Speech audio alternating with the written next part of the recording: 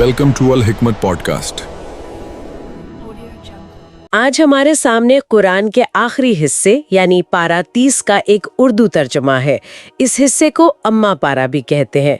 इसमें कई छोटी छोटी सूरतें हैं, लेकिन इनका असर बहुत बहुत गहरा माना जाता है।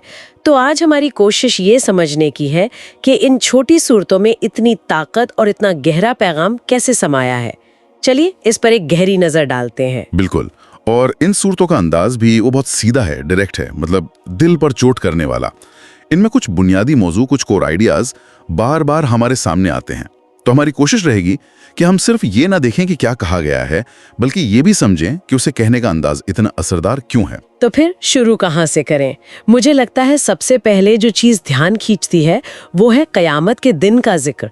बड़ी जबरदस्त तस्वीरें खींची गई हैं, जैसे सूरह तकवीर में है, जब सूरज लपेट लिया जाएगा, जब तारे बेनूर हो जाएंगे, जब पहाड़ चलाए जाएंगे।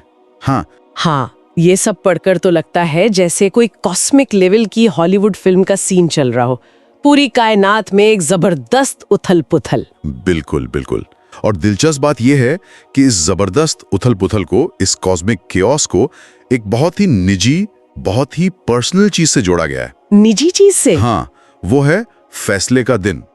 तर्जुमे में इसी सूरह में आगे कहा गया है कि उस दिन हर शख्स मालूम कर लेगा कि वो क्या लेकर आया है। अच्छा। तो ये पूरी कायनात का ड्रामा किसी और के लिए नहीं, बल्कि हर एक इंसान के अपने हिसाब किताब के लिए हो रहा है। एक तरह से स्टेज सेट किया जा रहा है आपके पर्सनल परफॉर्मेंस रिव्यू के लिए। मतलब ये कि पूरी कायनात को सिर्फ इसलिए लपेटा जा रहा है ताकि एक इंसान को उसके कर्मों का हिसाब दिया जा सके। ये तो बहुत ही इंटेंस ख्याल है ना? ये तो इंसान को कायनात के सेंटर में रख देता है। हाँ। और इस हिसाब का तरीका भी बताया गया है ना, वो नामा या अमाल वाली बात। बिल्कुल। सूरह इंशिकाक में इसे और खोला गया है। वहां बताया गया है कि जिसका नामा या अमाल मतलब कर्मों का लेखा जोखा दाहिने हाथ में दिया जाएगा, हाँ, उससे हिसाब आसान लिया जाएगा और वो अपने घर वालों में खुश खुश वापस आएगा। हाँ। ये सिर्फ पास या फेल होने की बात नहीं है, ये इज्जत की बात है।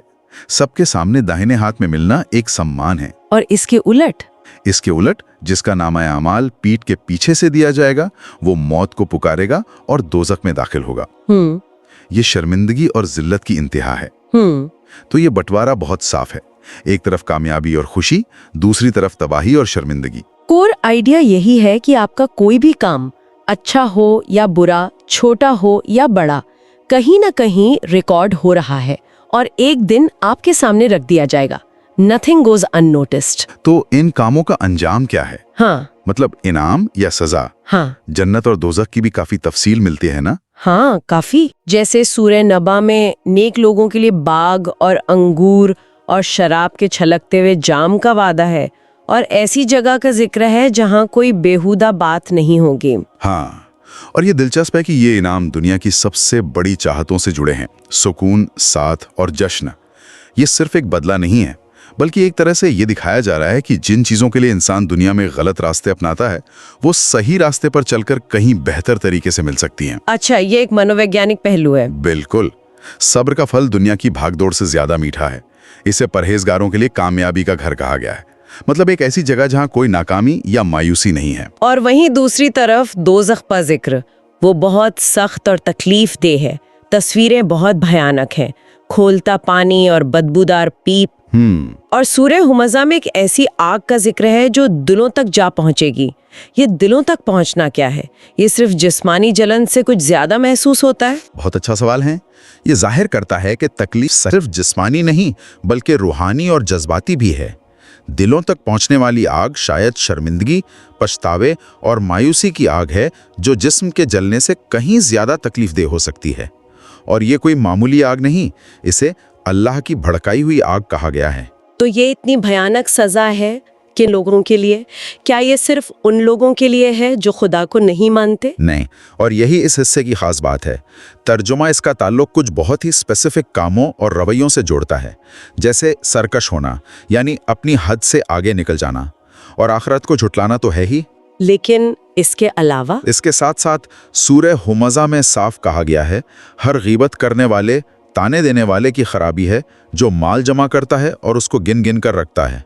ओहो। इसी तरह सूरह अल-माऊन में यतीमों को धक्के देने और मिस्कीनों को खाना न खिलाने वालों की बात की गई है।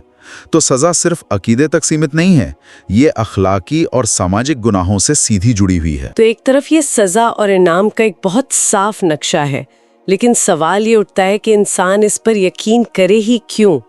और दिलचस्प बात यह है कि इसका जवाब देने के लिए टेक्स्ट हमें कहीं दूर नहीं बल्कि अपने आसपास देखने को कहता है। बिल्कुल, ये कोई गहरी फिलॉसफी या मुश्किल साइंस की बात नहीं करता।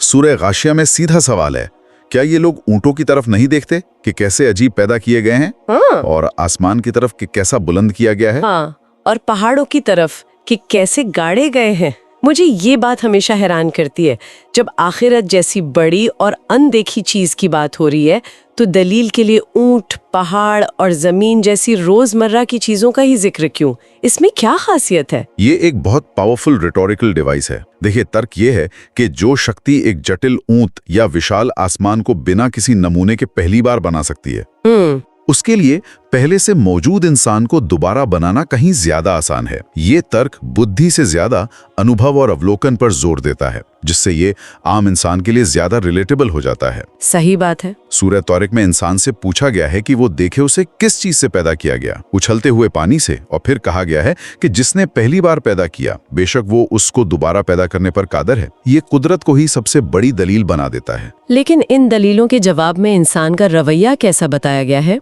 क्योंकि अगर दलील इतनी साफ है तो फिर इनकार क्यों? यहीं पर इंसान की साइकोलॉजी का जिक्र आता है। सूरह अबस में लिखा है, इंसान मारा जाए, ये कैसा नाशुक्र है। और सूरह अलक में इसकी वजह भी बताई गई है। इंसान सरकश हो जाता है इस बिना पर कि वो अपने आप को बेनियाज समझता है। बेनियाज मतलब सेल्फ सफिशिएंट? बिल्कुल। जब इंसान को लगता है कि उसे किसी की जरूरत नहीं, वो आत्मनिर्भर है, उसे किसी के आगे जवाब नहीं देना, तो वो हद से गुजर जाता है। ये तो आज के जमाने की बात लगती है, द सेल्फ मेड मैन, जिसे लगता है कि उसकी कामयाबी में किसी और का हाथ नहीं है। सही पकड़ा है आपने। ये बात फिर से बुनियादी पैगाम से जुड़ती है।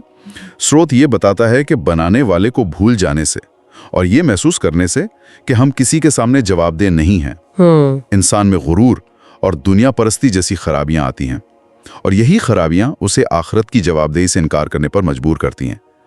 ये एक तरह का कॉज एंड इफेक्ट का रिश्ता दिखाया गया है, अल्लाह को भूलना, फिर सरकश होना और फिर आखिरत का इनकार करना।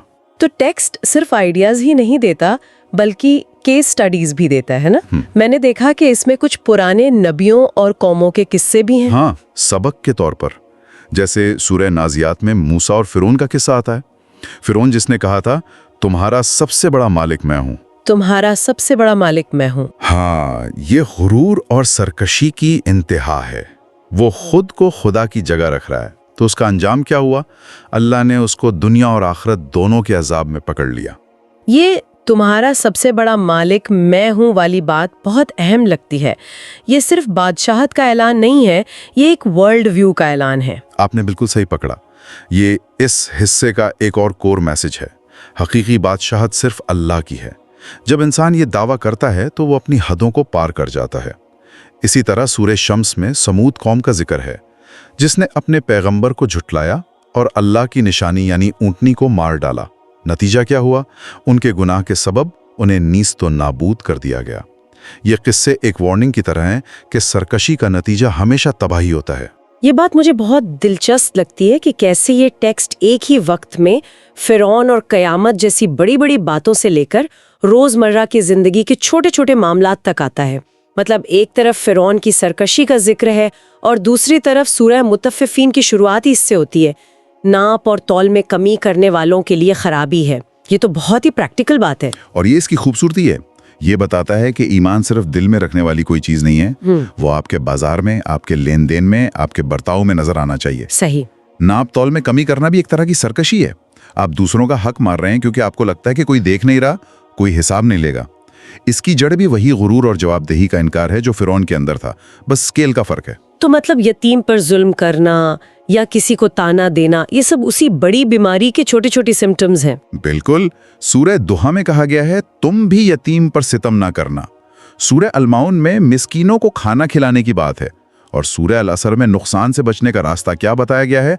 ईमान लाने और नेक अमल करने के साथ साथ एक दूसरे को हक पर चलने और सब्र की नसीहत करना।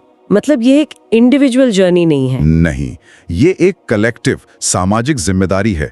आप अकेले जन्नत में नहीं जा सकते, आपको अपने समाज को साथ लेकर चलना है। तो अगर हम इस पूरी चर्चा को समेटें तो हमने देखा कि इन आखिरी सूरतों में क़यामत की बड़ी बड़ी तस्वीरें हैं, जन्नत दोज़ख की तफसील है और कायनात पर गौर करने की दावत भी है। लेकिन हर चीज़ आखिरकार घूम फिरकर इंसान की अपनी जिम्मेदारियों और उसके अंजाम से जाकर जुड़ जाती है। आपकी बात सही है कि निचोड़ जवाबदेही है, लेकिन मैं इसमें एक और चीज़ जोड़ना चाहूँगा, वो है एम्पावरमेंट, यानी ताकत देना। सूरह जिलज़ाल में इस बात को बहुत खूबसूरती से समेटा गया है कि क़यामत के दिन जिसने ज़र्रा भर नेकी की होगी वो उसको देख लेगा, और जिसने ज़र्रा भर बुराई की होगी वो उसे देख लेगा। एक एक जर्रे का हिसाब। हाँ, लेकिन ये सिर्फ ये नहीं कहता कि तुम्हारे कामों को परखा जाएगा, बल्कि ये भी कि तुम्हारे छोटे से छोटे काम की भी अहमियत है, वो बेकार नहीं जाएगा। ये इंसान को बेचारा नहीं बल्कि अपने अंजाम का जिम्मेदार और मालिक बनाता है। इस चर्चा को खत्म करने के लिए एक सवाल छोड़ जाते हैं जो इसी तर्जुमे से है और मुझे हमेशा सोचने पर मजबूर करता है। सूरह तकवीर में कयामत के उन बड़े बड़े वाकयात, सूरज का लपेटा जाना, पहाड़ों का चलना, इन सब के बीच अचानक एक आयत आती है। उसमें जिक्र है कि जिंदा दफन की गई लड़की से पूछा जाएगा कि वो किस गुनाह के सबब कत्ल कर दी गई। ये एक ऐसा सवाल है जो क़यामत के उस जबरदस्त मंजर को एक बहुत ही निजी और सामाजिक इंसाफ के सवाल से जोड़ देता है। उस दिन हिसाब सिर्फ इबादतों का नहीं बल्कि दुनिया में हुए जुल्म का भी होगा, और सवाल जालिम से नहीं मजलूम से पूछा जा रहा है, उसे आवाज दी जा रही है। ये ख्याल सोचने के लिए काफी है।